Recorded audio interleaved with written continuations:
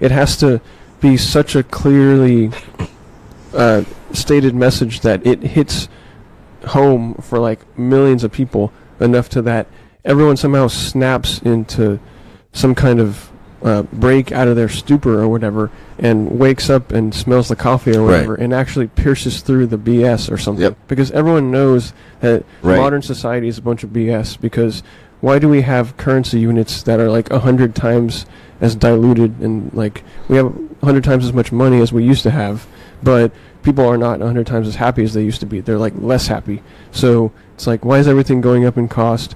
Why is college going up even faster than everything else is going up in cost, and so on? And like, why is there some kind of housing shortage in some areas, even though there's like lots of housing being developed, but then it's like being bought up by rich people who don't even live there and use it as like several vacation houses or like renting out to other people. And it's like, why is everything so corrupt? Why is everything like so corrupt that like I want to stand out as not being corrupt, but I still want to get in on the corruption for whatever connections I can make, cronyistically, capitalistically, get the best deals and offers that I can get, hope I can rely on some rich guy, rich dad, rich uncle, whoever, rich grandma or whatever's inheritance and stuff to make sure I have it set out as well for me as possible, while at the same time rooting out the corruption. Like, how do you play both fronts where, you know, you want the stuff that you buy to go down in price, but you want your own wages to go up in price for your employer? Because now it's January, so now it's a new year, so now I'm entitled to a raise or something, because now it's tomorrow instead of yesterday. So therefore, I'm 5% more valuable than I was yesterday for some reason, because it's the new year and whatnot, you know. So these same kind of corruption loops that we feel are present in the rest of society that are pervasive to it, we also want to join in on the corruption loop of in our favor, because we are all basically corrupt in some level and don't really want to admit it, but we might as well just get better over time and realize that we can snap out of it somehow. And maybe this is one of those times where we might, or many of us might, snap out of it. But of course, others may go kicking and screaming into it, and we have to be dragged sort of towards reality where they don't want to admit what reality is still and want to say that, no, I guess everything in the institutions that we currently have is good. We just need to make those institutions workable and not totally get rid of them, like certain alliances or intergovernmental organizations like International Panel on Climate Change, for example, throwing that one out there, or the UN, which many people say essentially does nothing, but it's good to have as a ceremonial organization. But it's not like it stopped the war with Ukraine and Russia or anything, you know. It's not like it's the one at the forefront of managing a peace deal between them or anything, right? It's been going on for 3 years now, and the UN's not the one saving Ukraine, you know. It's going to be something else to do with negotiation leverage or sanctions of some other power, perhaps. And, you know, NATO, for example, most of it's funded by the U.S., right? But the U.S. is not in Europe, even though it's supposed to protect against Russia, kind of, theoretically, going back to the old days, right? But we have all these institutions that so many people know are corrupt, but they want to hold on to them and keep on making them more complex, like tax codes being 13,000 pages for the IRS, for example. And it's like, we all want our own loopholes, but we also know the existence of the corruption and ever-expanding corruption of those loopholes for everyone else. So it's like, how do we get in on that? Well, you just say the whole thing is BS. You slightly dismantle a lot of it, maybe not the entirety of humanity itself, but most of the institutions that we think are effective institutions because they're declared to be institutions by these pieces of paper and digital communications where people come together in suits, say there's some committee, and then say they've achieved or accomplished something by printing out some itinerary of what they discussed and made motions on the discussions of. And it's like, at the end of the day, all these meetings accomplish what exactly? Well, some kind of BS, but some kind of reality maybe, in terms of how they're stating how we're going to be putting forth policy going forward. And it's like, at the end of the day, it's all some kind of hypnosis until action takes place. And the action is the only thing that matters more than the words, right? So I don't really know where I'm going with this, but I'm basically going to the fact that our institutions are at some point almost irrevocably corrupt to the point where we have to dismantle perhaps a lot of them. And that's going to be really scary to a lot of people who think they're fully dependent on those same institutions because they're that large. Right. I mean, yeah. I think we've been convinced that we're, well, as the mass is convinced that it needs these corporations more than they really do, I think. And so, Yeah. but that's all part of the advertising and all the money that the corporations have put into convincing everyone that, you know, they're really important, that, you know, they got to stick around and they need, you know, all of us as consumers and all that. But, you know, I guess if a switch is flipped and we all just realize, wait, like, we don't really need all this stuff. This is, you know, like the fog lifts, right? And it's like, well, you know, we're able to, like, shoot an arrow through all the BS and see, like, that, wait, we didn't need this all along. Like, we didn't need this. We were just convinced that we needed it, right? Oh, man, these bullies, you know, like, I'm thinking that moment might be pretty soon. If it doesn't happen in the next 4 or 5 years, I think it'll never happen, right? Like, if it doesn't happen before 2030, like, people going like, wait, hold on a second, like, all of that was just kind of like some kind of BS, like, you know, like, there were things that were trying to convince me that to live an inorganic life, basically, like, oh man, you know, like, I'm thinking we might actually go through that, and that would be a revolution, kind of, right? It's like, not exactly like, oh, we're like looting everything and like, I don't know, like storming the government buildings and whatnot. It's just more of like just kind of like a renaissance. I don't know. Would that be a renaissance? Yeah, we need what we can kind of call an American renaissance, and I just butchered that. Right, but right, as an American, right. you know, what I need, and anyone else who speaks English and is in the Western world, in Australia and whatnot, what we need is an American renaissance, or a renaissance of the West, basically, to realize that we're valuable, just like every other Right. civilization believes it has value, and has value in its culture, and wants to maintain that, and also maintain its population organically. And it sounds pretty general, again, but it matters because, can you refresh me on where we were going with this? Because you were talking about whether we will reach some kind of breaking point index by 2030. And well, I guess what I was saying is that at some point we might realize that it was all just BS, like what you were saying, like the fog lifts, and we realized that we didn't really need social media as much as it tried to convince us that we needed it, basically. right, it needed us because it's all one big cash grab, right? And as long as you can funnel cash your way, you can continue to convince others that they also want that cash, and therefore you will transact to get more stuff with that cash. So it's all one big cash grab of like, you need this. It is. And then when people realize that, they'll be like, oh, yeah, we've been lied to. Oh man, these companies are all bullies. They're just taking our money. They're taking our ability to live happily and organically or whatever. And I'm saying that hopefully it happens before 2030, right? Because if it doesn't, then I don't know if it'll ever happen. Like this whole Renaissance thing. Right. It seems like it's right in the balance. It's pretty hard to call, but it looks like inevitably there will be a renaissance because evolutionarily speaking, you know, whatever doesn't work out just unfortunately dies off, and then the evolutionary clade that's remaining is what it is, and it keeps evolving for whatever's fit enough to survive, right? So just natural selection, right?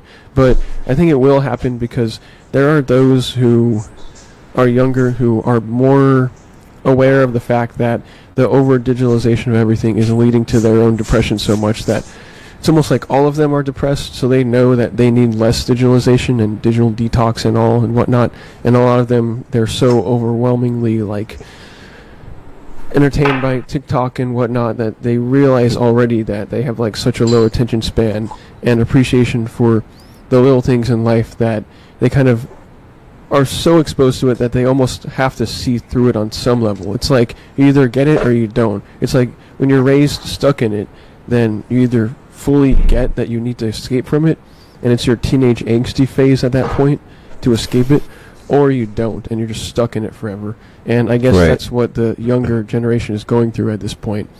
And a lot of them are realizing that being organic is what actually matters, and that everything else is kind of a bunch of BS. And you do see some people where some of us millennials who are like, well, I just deleted my Facebook, and you hear some stuff like that where people are stating that, they proudly deleted their social media account on this app or that app, and they're stating it like they're moving forward and getting better. Right. And you do see cases like that.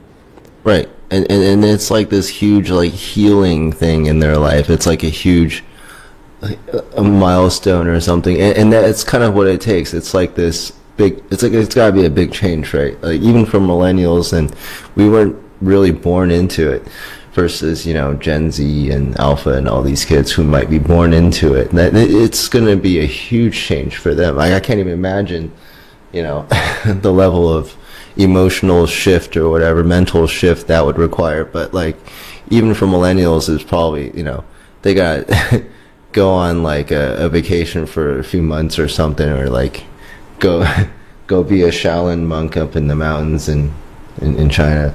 But like I don't know, like what am I saying? I guess there's still a chance, right? I guess I've decided that there's still a chance. Like I'm not giving up. I'm not losing hope until like 2030, basically. Right, yeah. Because at the end of the day, it might sound pretty dark, but is it possible that everyone is depressed? Because this is another topic I'm wondering about. Because you might say, no, it only applies to 20% or 5% of whoever's diagnosed and is taking some kind of substance from a psychiatrist or something, are clinically diagnosed with depression, that you could actually put on the books as statistics here of who's depressed. But I guess what I can preface this with is, well, what is a depression? Well, physically, I mean, you have tropical depressions. Really, you just have low points, or points of low potential, low energy, basically.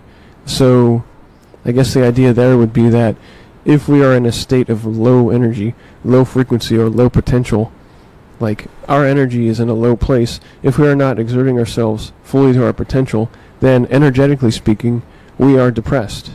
Are we not?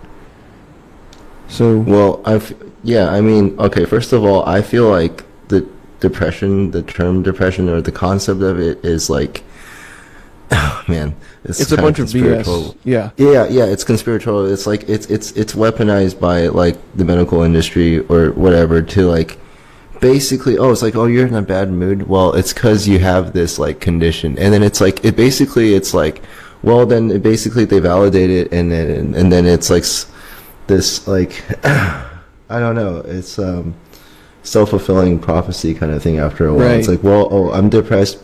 I'm sad because I'm depressed, not because, I'm sad because of this like situation I'm in this moment that I can just like get over. It's like, no, I'm sad right now because I have this like, I don't know, mental disability or something. Yeah, and it's explained as a hormonal imbalance, or selective serotonin reuptake inhibitor problem. Like you need to take these drugs, and then your mentality biochemically will fix itself to then at that point, only then will you have the courage to actually solve your problems. You cannot solve your problems right now. You're messed up. Like, you have no hope, basically. We're going to help you get out of your depression, guys, okay? But we're premising it with the fact that you have no hope, without us giving you these selective serotonin reuptake inhibitor drugs. Oh, man. You have to take these for, like, at least a month also, or 2 months, Give it at least 2 months, because the first month, you're not going to feel good. You're going to feel more depressed, So you're basically really hopeless for like a while, because when you're depressed, I know this is really dark and I'm being sarcastic about it, but I know because I've been there and done that, right? And I know that it's basically that they're telling you that you're kind of hopeless, because when you're depressed, you don't feel like a month is like a tolerably long amount of time. You're like, okay, let me fix whatever I'm feeling bad about, like right now, like, or else, like, I want to like take an apple and just like throw it at the wall and like break stuff, and you just get mad or whatever. So however you like wreck whatever you need to like lose control over in order to like feel like you've released the energy of the anger or whatever you're mad about or whatever. And I guess I'm talking about anger, but it like leads to the frustration of lacking the power to solve your own problems in your own mind to the point where you're depressed at that point, right? And it's like if you're waiting like months and being told, well, you cannot solve this problem unless you take these meds for a while and then we'll see where we go from there, then you're kind of being told, like you're saying, that you're pigeonholing yourself. You don't have this. We got you, and then maybe you'll have it. But no guarantees. Because you're dependent on us. We got you on two levels. It's like, we got you, man, and also we got you. Like, you know, like, gotcha. But, yeah. Yeah, it's pretty dark. It's dark. It's dark, huh? Yeah, it's pretty dark. I mean, I'm still sorry that you had to go through that, like, but I'm glad you got out of it. You know, I'm glad you saw the light early on, right? And it's like, but that takes, you know, confidence, courage, whatever, you know, whatever you want to call it. It's like not everyone can self-reflect on a level where they can like dig themselves out, right? So it goes back to, yeah, like if society had to rely on itself from within itself to just like realize that it's going the wrong direction, all that, oh, we need to turn it around, like it might take a while, but you know, I guess I have hope, right? Because like you were saying, a lot of people are like exiting Facebook, and I see a lot of people like, no, I'm not going on Reddit ever again, right? Like a lot of people have been saying that.